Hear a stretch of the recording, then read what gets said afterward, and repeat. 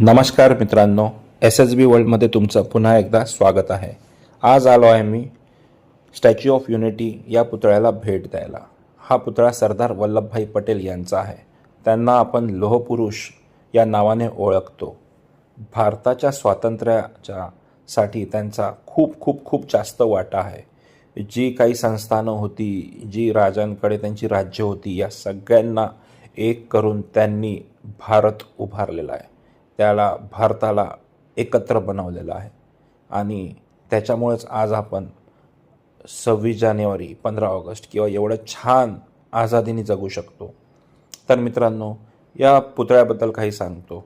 या पुतळ्याची उंची 182 मीटर म्हणजेच 597-98 फूटच्या आसपास आहे.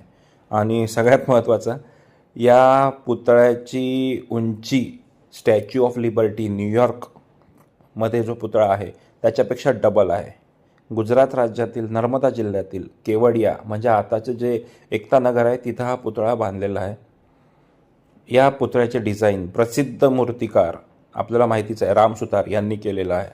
आणि सगळ्यात महत्त्वाचं, हा पुतळा बांधण्यासाठी संपूर्ण भारतातील शेतकऱ्यांकडून जुन्या लोखंडाच्या अवजारांचे दान मागवण्यात आले होते आणि त्याचाच उपयोग या बांधकामात करण्यात आला आहे. मला माहिती आहे, हा पुतळा ताशी 180 किलोमीटर वेगाने येणाऱ्या वाऱ्याला आणि 6.5 रिक्टर स्केलचा तीव्र भूकंप झेलू शकतो. मित्रांनो, याच्या बांधकामामध्ये लाखो टन सिमेंट वापरलेलं आहे, स्टीलसुद्धा वापरलं आहे आणि बाहेरील जे थर आहे त्याच्यासाठी ब्रॉन्झ म्हणजेच कांस्य हे वापरलेलं आहे.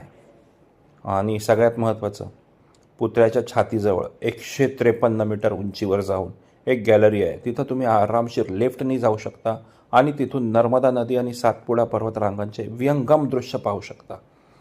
पुतळ्याच्या पाठीशी म्हणजे पायाशी एक मोठे संग्रहालय आहे, जिथे सरदार वल्लभभाई पटेल यांच्या जीवनाबद्दलची माहिती आणि इतिहास पाहायला मिळतो तुम्हाला.